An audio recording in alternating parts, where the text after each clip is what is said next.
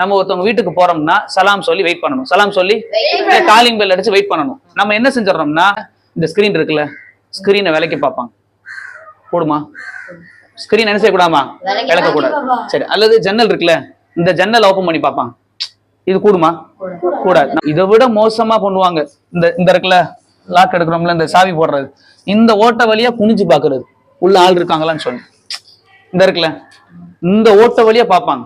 நபி ஸல்லல்லாஹு அலைஹி வஸல்லம் ஒரு சமயத்துல வீட்டுல இருக்கும்போது அவங்க ரூம்ல என்ன செஞ்சுக்கிட்டு இருந்திருக்காங்கம்மா, தலை சீவிக்கிட்டு இருந்தாங்க. இப்ப ஒரு சஹாபி வந்து நபியை பாக்குறக்காண்டி வர்றாங்க. ஆனா என்ன செஞ்சுட்டாங்கன்னா, எட்டி பார்த்துட்டான். என்ன செஞ்சுட்டாங்க? உடனே நபி அவர்கள் வெளியில வந்து சொன்னாங்க, தோழரே, நீங்க எட்டி பார்த்தது மட்டும் எனக்கு தெரிஞ்சிருந்தால், எப்படி நீங்க தெரிஞ்சிருந்தா இந்த சீப்பை வச்சு சொன்னாங்க, இந்த சீப்பை வச்சு உங்க கண்ணை என்ன செஞ்சிருப்பேன், நானு குத்தி இருப்பேன்.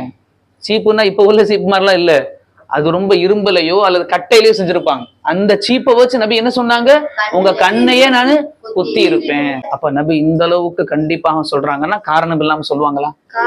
சொல்லு தங்கம். தம்பி, இஸ்லாத்தை வாழ்வியல்ல செயல்படுத்தி காட்டணும், நடைமுறையில் என்ன செய்யணும், உண்மைதானேமா? இப்ப நம்ம ஃப்ரெண்டு முஸ்லீம் ஃப்ரெண்டுன்னு இல்ல, நிறைய ஹிந்துஸ் ஃப்ரெண்ட் இருப்பாங்களா இல்லையா? அவங்க வீட்டுக்கு நம்ம போற பழக்கம் இருக்குமா இல்லையா? சரி, நம்ம அம்மா மாதிரி தானே, நம்ம பையன் நம்ம ஃப்ரெண்டு தானே, ஃப்ரெண்டோட அம்மா தானே சொல்லி என்ன செய்யக்கூடாதுமா, உள்ள போயிடக்கூடாது. அவங்க கேட்பாங்க, என்னவா தம்பி, ஏன்